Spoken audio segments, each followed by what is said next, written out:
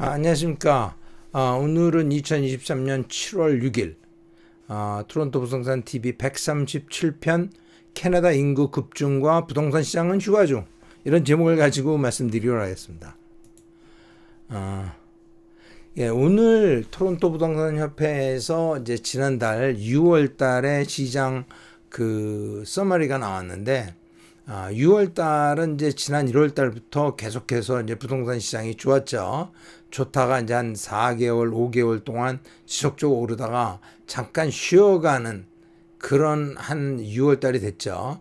근데 그게 이제 계절적으로 사실은 봄 시장이라 그러면 4월 부활절까지가 봄 시장이고, 부활절 이후로 이제 주춤하다가 5월, 6월, 7월, 8월 되면서 여름 좀 브레이크를 갖는 계절적인 요인이 있죠. 또 한 가지는 이제 1월 달부터 굉장히 강하게 이제 바이어의 어떤 파워가 시장에서 보여줬었는데, 6월 달에 사실은 뱅크 오브 캐나다가 금리 인상을 안 할 것을 많은 사람이 기대했는데 금리 인상을 했죠. 그래서 금리 인상에 따른 어떻게 보면 그 반응이 될이라고 볼 수도 있겠고, 그 좀 구분하기는 참 사실 어렵지만, 또 계절적으로 6월이니까 이제는 쉴 때가 됐다, 이제 여름 하한기에 접어들었다, 이렇게 말할 수도 있을 것 같아요. 그래서 6월 달은 이제 토론토 그 주택 거래량도 조금 줄어들었고, 가격도 약보합으로 약간 밀리는 그런 현상을 보여줬죠. 그래서 그것이 이제 계절적 요인이 있다. 그리고 또 금리 인상도 영향을 끼치지 않았을까, 이제 그런 식으로 보고 있어요. 그럼에도 불구하고 GTA의 부동산 시장은 아직도 셀러스 마켓이다, 이제 이렇게 보는 시각이 많아요. 그 이유가 기본적으로 매물이 부족하고, 그리고 인구가 엄청나게 늘어나고 있다는 거죠. 올해부터 지난 12개월 동안 엄청난 인구가 많이 늘었다 이거죠. 12개월 동안 인터내셔널 마이그레이션이 82만 2천 명이 들어왔다 그래요.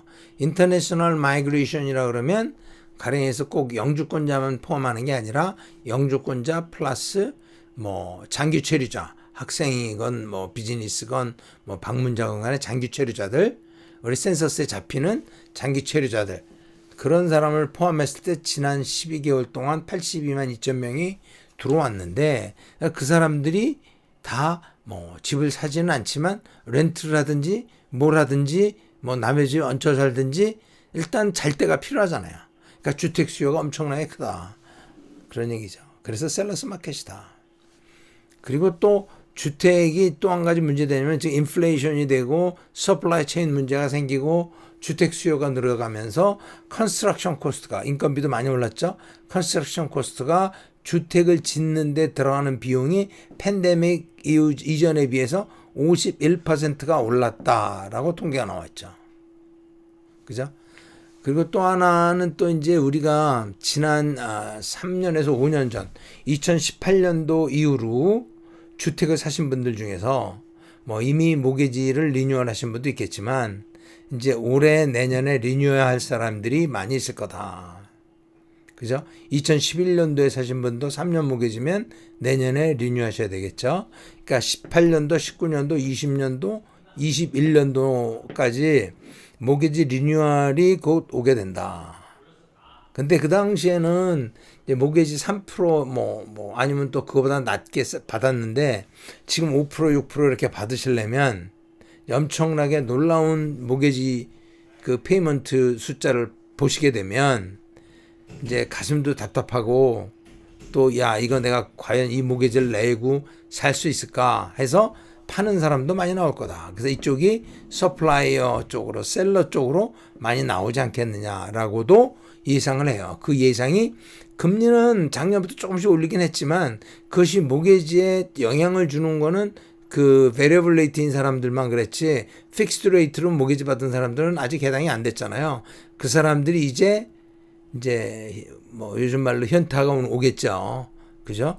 그랬을 때 지금 어떻게 시장이 어떻게 움직일 것이냐 하는 것도 우리가 관심 있게 봐야 될 상황이라고 저는 생각을 해요. 이제 금리에 관해서, 이제 금리를 제롬 파월이 지난주 수요일 날 지난주 수요일 날 그 유럽 중앙은행 심포지움에 갔다가 거기서 이제 한 얘기가 이제 우리가 이 인플레이션을 잡기 위해서 앞으로 몇 년을 더 싸워야 될지 모르겠다. 라고 얘기를 했어요. 아니, 당신이 모르면 어떡해. 당신이 줄기차게 금리 올려야 된다고 올렸잖아. 근데 난 모르겠다. 그게 말이 되나? 언제 얼마나 빨리 얼마나 많이 올려야 될지 잘 모르겠다. 이건 아니죠. 그죠? 본인은 몰라도 아는 척을 해야지. 옆에 보는 사람들이 얼마나 답답하겠어요. 근데 실제로 인플레이션이 얼마나 빨리 올려야 되는지 모르겠다라고 얘기를 하지만 미국의 인플레이션이에요. 이게 빨간 거는 매달 이제 작년 대비 몇 퍼센트 올랐느냐를 보는 거잖아요, 우리가. 코어 인덱스만 보는 게 아니라 그냥 전체 인덱스를 보는 거예요. 코어만 보는 그것도 뭐 말이 안 되고, 하여튼 전체 인덱스를 보는데, 지금 작년 이후로 엄청나게 빠른 속도로 내려가고 있잖아요. 그죠? 제가 작년 6월, 7월 그때 무슨 얘기를 했냐면, 올해 6월 달이 되면 인플레이션이 3%대까지 내려갈 거다라고 제가 여러 번 말씀드렸죠. 아마 제 채널을 꾸준히 보신 분들은 뭐 기억하실 거예요. 왜냐하면 한 번 얘기한 게 아니라 여러 번 얘기했기 때문에 그 작년 때 그 석유값이 120불, 130불 할 때 연말 되면 80불까지 떨어질 거라고 그것도 여러 번 얘기했죠. 근데 실제로 연말 돼서 80불까지 떨어졌고 지금도 70불대잖아요. 그죠? 우리 70불대에서 오르락내리락 그 텍사스 중진류 기준으로 WTI 기준으로 그렇잖아요. 그죠? 근데 지금 벌써 5월 달에 4%를 찍었어요. 지금 내려가는 추세니까 6월 달에 3%대에 가겠죠. 그죠? 우리가 예상할 수 있잖아요. 그럼 어떻게 해서 이렇게 가냐? 어떻게 해서 가냐? 기본적으로 그럼 금리를 올려서 갔냐? 저는 금리를 올려서 간 것도 영향이 있겠지만 실제적으로는 그 영향이 실제적으로 페드나 뱅크 오브 캐나다의 총재들이 예상했던 것과 실제적으로 그런 현상이 일어나지 않았는데 CPI가 인플레이션이 내려갔다. 그걸 한번 그 얘기를 좀 해보려고 그래요. 지금 보면 캐나다도 마찬가지예요. 캐나다는 5월 달에 3.4%까지 내려갔어요. 야, 3.4%까지 내려갔으면 내버려둬도 그냥 천천히 내려가는 거 아니야? 뭐 그래 구태우고 금리를 올리고 난리를 칠 필요가 있냐는 거죠. 5월 달자래요. 5월 달 3.4. 지금 7월 달 7월 6일이잖아요. 3.4% 5월 달 거예요. 그러니까 캐나다는 통계도 늦게 나와요. 스태티스틱 캐나다 미국보다 내가 보기엔 한 2주 정도는 늦는 것 같아요. anyway, 5월 달 그렇게 3%대까지 내려왔어요. 근데 뭘 몰라 내려가잖아. 그죠? 근데 이거를 차트를 가만히 자세히 보시면 2월 달부터 작년 1월 달 12월 달부터죠. 계속 인플레이션이 올라갔어요. 급격히. 이 슬로프가 있잖아요. 각도가. 요거는 인덱스고 요거는 전년 대비 숫자거든요. 이걸 봐 인덱스 자체를 봐야죠. 이게 150일. 그러니까 2002년도를 100으로 봤을 때 지금 물가가 얼마냐는 거거든요. 그러니까 이제 146 해서 150일 해가지고 이렇게 쫙 요 각도로 오르다가 6월 달이 되니까 별안간 이게 오르질 않고 그냥 플랫하게 가는 거예요. 옆으로. 그죠? 약간 오르락내리락 하지만 좀 플랫하게 가잖아요. 언제까지? 12월, 1월까지 거의 플랫하게 간다고 볼 수 있잖아요. 그죠? 이게 뭐 6월, 7월 달 153이었다가 1월 달도 153.9. 그러니까 뭐 크게 차이 없잖아요. 이렇게. 그래서 가다가 2월 달이 되면서부터 시작해서 154, 155, 156, 157 넘어서 쫙 올라갔잖아요. 왜 이럴까? 인덱스가 왜 올라갈까? 그 얘기는 지금 이게 이렇게 이 각도가 인플레이션이 이 각도가 이렇게 가파르게 내려가지 않을지도 모른다는 생각을 할 수 있어요. 그죠? 이게 다시 안 내려갈 수 있다는 거죠. 왜냐하면 6월 이후로 지금 플랫하잖아요. 그러니까 얘는 이 숫자도 플랫해야 3.4%가 유지되는 거지. 이 숫자가 올라가면 3.4%에서 3.8%, 3.9%, 4% 이렇게 올라갈 수 있는 거예요. 미국도 보면 똑같아요. 지금 보면 지금 여기까지는 그러니까 6월 달까지는 가파르게 오르다가 6월 이후로 12월, 1월 달까지는 플랫하다가 1월 달 이후로 2월, 3월 이렇게 가파르게 또 오르기 시작했어요. 이게 왜 이러냐? 왜? 제가 말씀드린 게 인플레이션이 기본적으로 시발된 게 서플라이 체인도 있지만 소유값이 급격히 오르면서 그죠? 뭐 트럼프 때 30불 막 이러던 게 130불, 120불 되면서 모든 원가가 따로 오르잖아요. 에너지가 오르니까 모든 원가가 따로 오르잖아요. 그래서 인플레가 시발이 됐는데 소유값이 안정되면서 인플레가 잦아들었다. 이게 오르기 시작했다. 이건 뭐냐? 지금 올 1월달, 2월달, 3월달부터 시작된 금리가 본격적으로 4%, 5% 되면 4%, 5%대로 접어들기 시작하면서 금리 자체가 인플레이션의 바탕이 되는 거다 이거죠. 금리는 뭐야? 중앙은행 금리가 4%고 중앙은행 금리가 0%에서 4%가 되면 기준금리도 0%에 그저 가령 뭐 은행 뱅크 프라임 레이트라면 2%에서 6% 정도 되는 거잖아요. 그럼 그 차액만큼이 그대로 원가로 추가로 부담이 되는 거죠. 모든 물건을 만드는데 돈이 들어가잖아요. 그죠? 돈 없이 물건 만드나요? 원가의 코스트 오브 캐피탈의 4%가 얹어지기 때문에 모든 물건의 4%만큼이 올라가는 거예요. 기본적으로. 그때에 비해서. 그럼 그것은 그대로 인플레이션으로 나타나는 거예요. 그래서 인플레이션 레이트와 중앙은행 금리는 거의 비슷한 게 맞아요. 그래서 인플레이션 2%에 잡겠다 그러면 중앙은행에서 뉴트럴 금리로 2%, 2.5%를 잡는 게 그게 그 갭이 0.5% 이하로 돼야 되는데 지금은 뭐 5%고 금리 지금 미국 같은 경우에는 인플레이션이 4%예요. 그러니까 갭이 1%잖아요. 여기서 또 금리 올리잖아요. 캐나다 같은 건 지금 중앙은행이 4.75%인데 지금 캐나다의 지금 5월 달이 지금 몇 프로에 3.4%잖아요.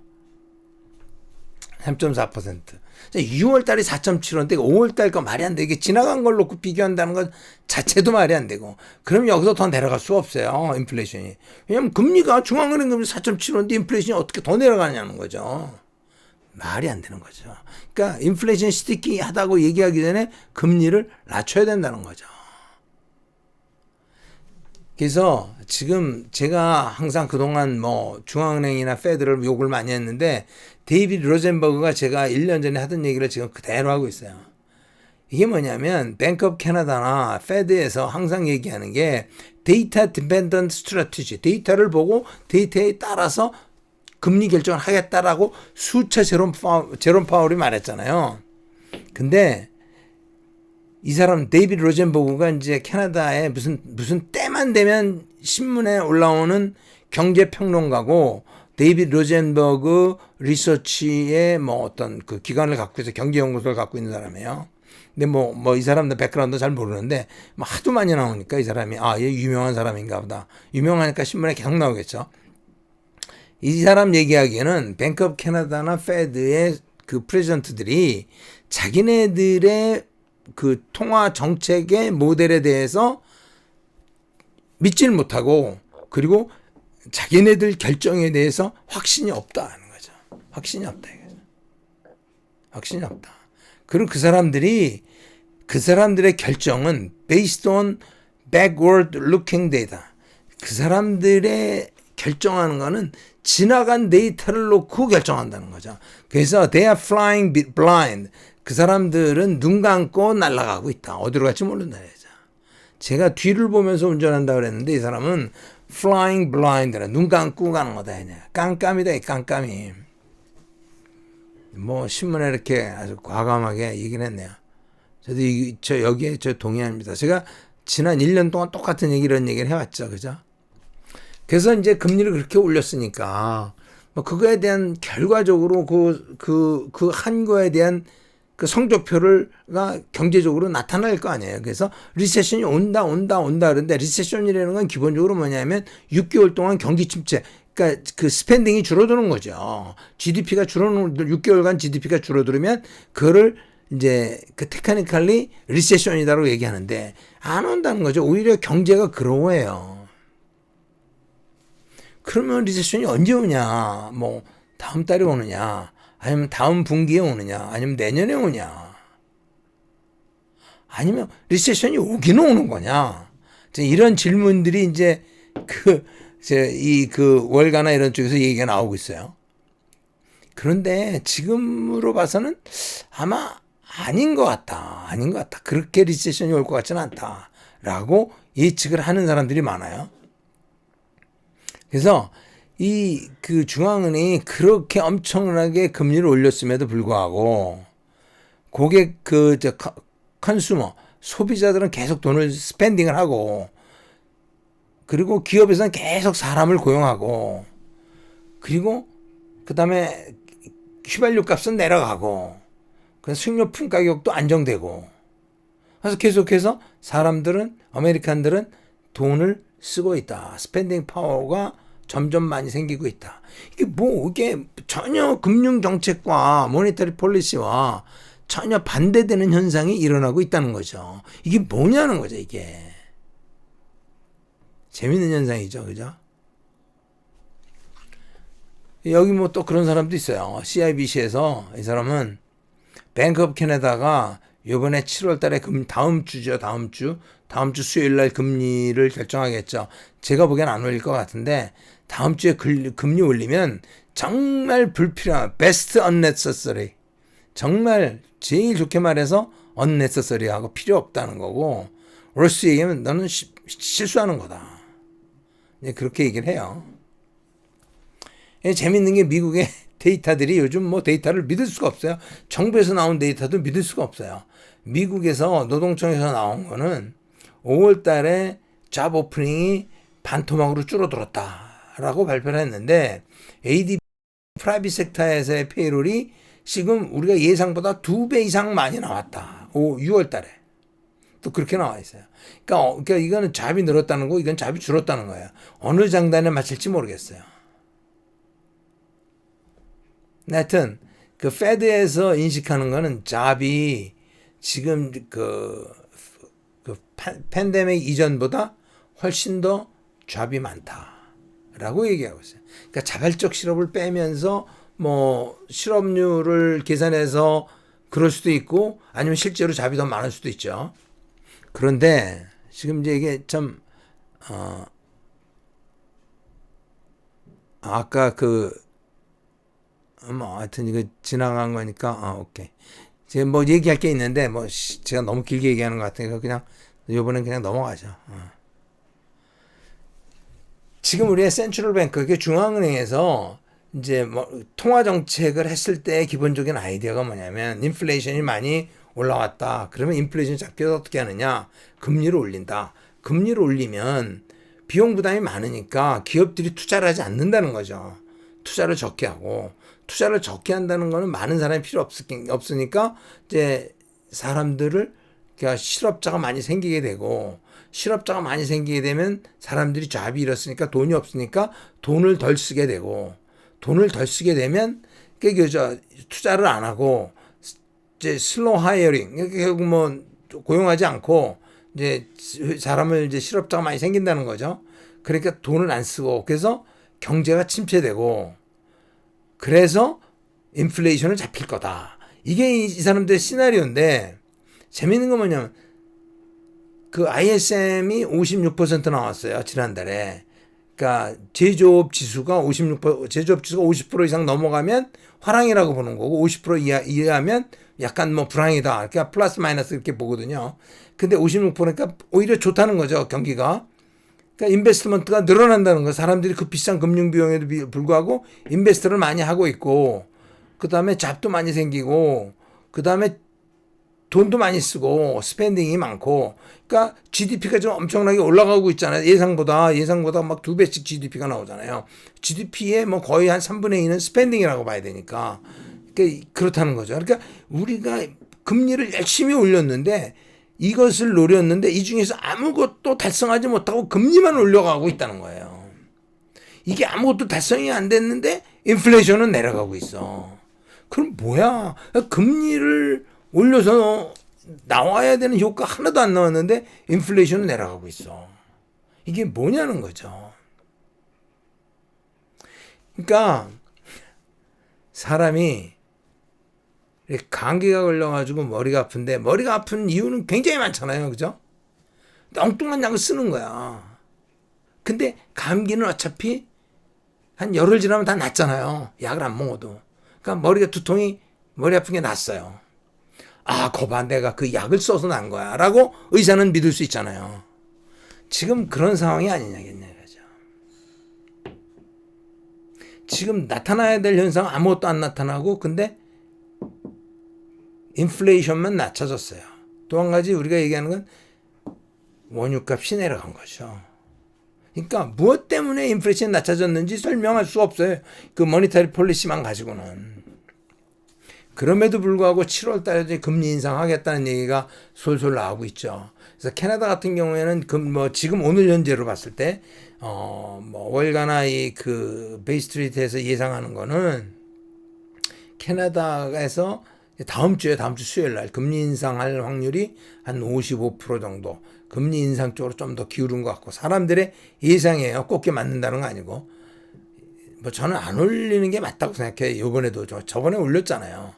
안 올리는 게 맞는 것 같고. 그리고 3.4% 나왔는데 인플레이션이 금리를 더 올리면 인플레이션이 안 내려가지. 그래서 캐나다는 55%라고 얘기하고 있고 미국은 지금 95%까지 올라갔어요. 그러니까 경기가 너무 좋고 그 다음에 잡도 너무 많이 생기고 GDP 그로서 잘 나가고 잘 나가면 즐겨. 그 억지로 잡으려고 그러지 말고 인플레이션 내려가잖아. 마우스 떨어뜨렸어요. 죄송합니다. 하여튼 그리고 제가 지금 인구 증가를 제목으로 했는데 population growth 지금 캐나다가 지난 12개월 동안 들어온 사람이 82만 2천 명이 들어왔어요. 그리고 지난 올해 1사분기 동안 29만 2천 명의 인구가 증가했는데 이 중에서 98%가 이민자 때문에 증가한 거예요. 1사분기 동안 29만 거의 30만 명이 들어왔어요. 1사분기 동안 3개월 동안. 그럼 앞으로 9개월 동안 얼마나 더 많이 들어올 건지 이건 이제 캐나다 통계청에서 나온 자료예요. 그리고 컨스트럭션 쪽에서는 일할 사람이 부족해가지고 하우싱 서플라이 갭이 있다. 지금 얘기 들어보세요. 집을 지을 사람도 없고 집 지으려는데 지금 건축비도 50% 이상 올랐어요. 그럼 집을 지면 그거 얼마를 받아야 돼? 지금 시장이 슬로우하면 아무도 집을 안 줘요. 그 집을 줘서 팔 수가 없는데 원가가 너무 많이 늘어나는데 그러니까 결국은 어차피 사람이 엄청나게 몰리는데 비싸든 싸든 누군가는 큰 집을 못 사면 작은 집이라도 사야 되는 거 아니에요. 사지 않으면 렌트라도 해야 되는 거잖아요. 그죠? 그러니까 집값은 어떻게 될 거죠? 장기적으로 봐서는 무조건 오르는 거죠. 이거는 이거 저거 따질 게 없잖아요. 의식주는 필수품이에요. 집은요. 그죠? 없으면 홈리스가 되는 거죠. 그래서 지난달에 이제 GTA 전체 평균 거래량이나 가격을 보면 빨간 거는 가격이고 파란 막대는 거래량이에요. 거래량이 작년 12월하고 올 1월 달에 최저로 내려가고 거래량이 내려가면서 가격도 최저로 내려갔잖아요. 평균 103만 9천 불에서 지금 111만 8,200불까지 올라와 있어요. 근데 지난달에 비해서 잠깐 주춤했지만 작년도 2월 3월 달 피크에 비해서는 11% 내려가 있는 상태고 올 1월 달 바닥에 비해서는 13.8% 올라가 있는 상태예요. 그래서 전체적으로 보면 한 20% 이상 내려갔다가 반 정도 차고 올라온 거예요. 그러니까 최고치에 비해서 최고치와 최하점과 중간 정도에 와 있다. 이렇게 보면 되겠어요. 이제 전체적인 프로퍼티에 대한 얘기고요. 단독 주택 같은 경우에도 비슷해요. 근데 전체적으로는 피크에 비해서는 14.8% 정도 아직도 아래에 있고 바닥에 비해서는 14% 올라와 있어요. 그러니까 여기도 지금 반 정도 올라온 거죠. 그래서 지금 5월 달에 비해서 약간 내려간 걸로 돼 있죠. 그런데 이것도 지역으로 보면 이제 5월 달에 비해서 토론토는 0.7%, 6.7% 내려갔죠. 6.7% 내려갔고 그 다음에 이제 905는 0.5% 오히려 좀 올라갔어요. 토론토가 좀 업다운이 좀 심하고 905는 스테디하게 계속해서 올 연초부터 꾸준히 올라가고 있는 거예요. 그래서 전년 대비로 보면 가격이 토론토는 2.8% 올라간 상태고 이제 905는 전년 대비 6.6% 올라가 있는 상태예요. 전년 대비. 이제 타운하우스도 비슷해요. 뭐 다른 거와 다 비슷하게 약간 이제 5월 달에 비해서 6월 달에 약간 좀 떨어진 거죠. 그래서 지난달에 비해서 타운하우스는 좀 많이 떨어졌어요. 2.4% 떨어진 상태죠. 그죠? 뭐 거래량도 좀 많이 줄어들었고 지난달에 비해서 한 거의 20% 가까이 거래량도 줄어들었고요. 타운하우스가. 그러니까 타운하우스가 상대적으로 꽤 비싸요. 왜냐하면 이제 뭐 어차피 비싼 집을 사는 사람보다 싼 집 사는 사람이 숫자가 많다 보니까 타운하우스 쪽이 오히려 인기가 있어서 거의 그 3베드룸 하우스나 타운하우스나 가격의 격차가 많이 줄어들었어요. 그러다 보니까 타운하우스가 이제 부딪히는 거죠. 예. 콘도도 보면 콘도는 대부분 이제 905보다는 이제 413 토론토에 많이 있는데 지난달에 비해서 조금 내려갔어요. 그래서 피크에 비해서는 7.6%, 바닥에 비해서는 4.8%. 그러니까 전년 대비 아직 1% 정도 내려가 있는 상태다. 이렇게 보시면 돼요. 지난달은 이제 지난달 대비 1.2% 내려갔고, 그러니까 지난달이 거의 작년도 가격인데, 그죠? 이제 747이잖아요. 그죠? 지난달엔 748이었고, 지금은 이제 739, 73만 9천 불 이렇게 돼 있죠. 그러니까 뭐 작년과 비슷하다 이렇게 보시면 돼요. 그죠? 근데 콘도 가격을 이제 이것도 이제 그 빨간 거는 토론토, 파란 거는 이제 905 이렇게 놓고 보면 이제 전체적으로 보면 이제 피크에 비해서 토론토는 뭐 6.3% 빠져 있고 바닥에 비해 3.69% 올라왔지만 905는 피크에 비해서 아직도 10% 빠져 있는 상태고 그리고 바텀에서는 6.5% 픽업했어요. 그러니까 많이 떨어졌는데 많이 리커버리 하고 있어요. 빠른 속도로. 905 지역에 뭐 그러고 있고 뭐 그런 상황이에요. 이거는 이제 제가 뭐 부동산 얘기는 거의 다 했는데 이거는 지난주에 미국 대법원에서 affirmative action이라는 거에 대해서 이제 더 이상 하지 마라. 그런 얘기 했어요.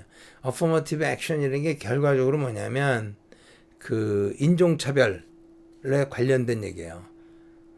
어떤 인종 때문에 어떤 불이익을 받는 그런 거는 안 된다.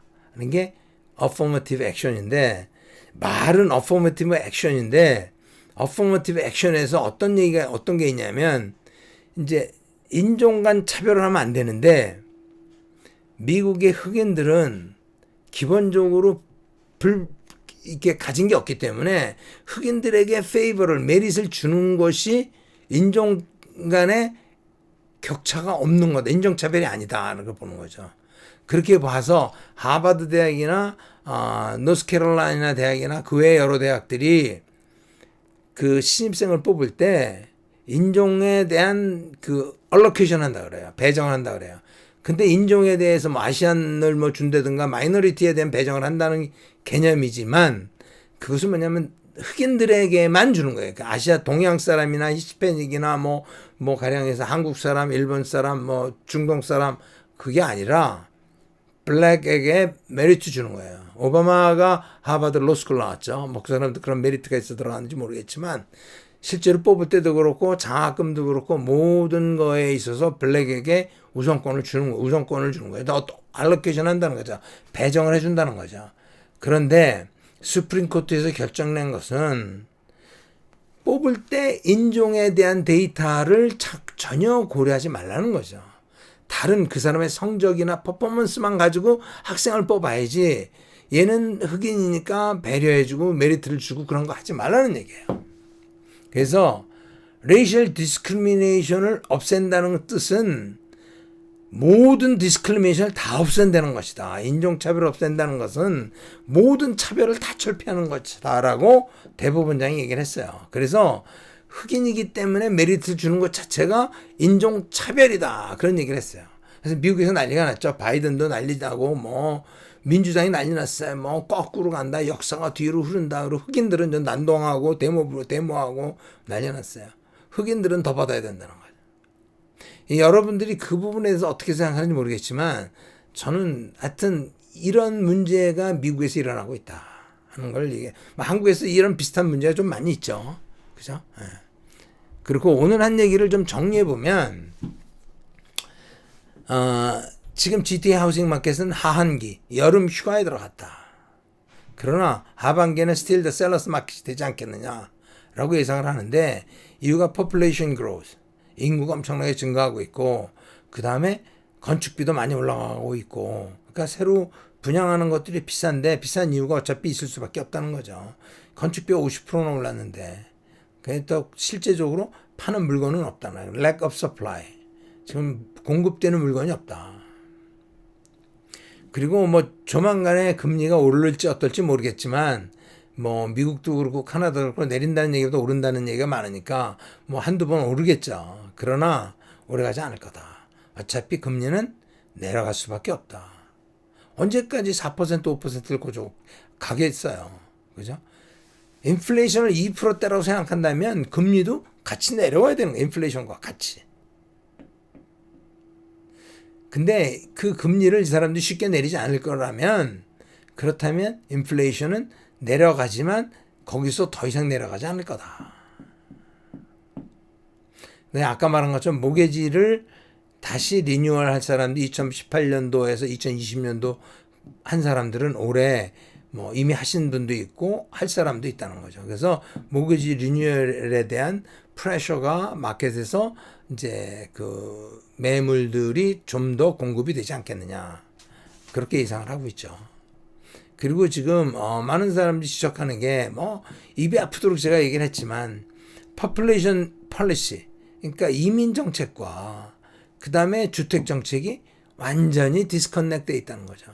그 얘기는 뭐냐면 이게 커넥트해서 워킹한다 그러면 그래도 앞으로 5년 후 10년 후에 뭔가 어포더블 하우징에 대한 비전을 갖출 수 있는데 디스커넥트 되면 비전이 없다는 얘기예요. 그럼 언제까지 이렇게 갈 거냐는 거죠. 뭐 공산주의로 해서 뭐 집 못 사게 하고 한 사람이 무조건 하나씩 뺏기 1가구 1주택으로 갈 건지 뭐 어떻게 할 건지 어떤 특단의 조치가 있기 전에는 주택 가격은 잡을 수가 없다. 그런 얘기예요. 하여튼 오늘 뭐 좀 생각보다 길게 이런저런 얘기했는데 부동산에 관해서 관심이 있으시거나 뭐 문의사항 있으면 전화 주시거나 이메일 주시면 제가 뭐 아는 데까지 성심성의껏 대답해 드리도록 하겠습니다. 오늘 여기까지 하겠습니다. 끝까지 시청해 주셔서 감사합니다.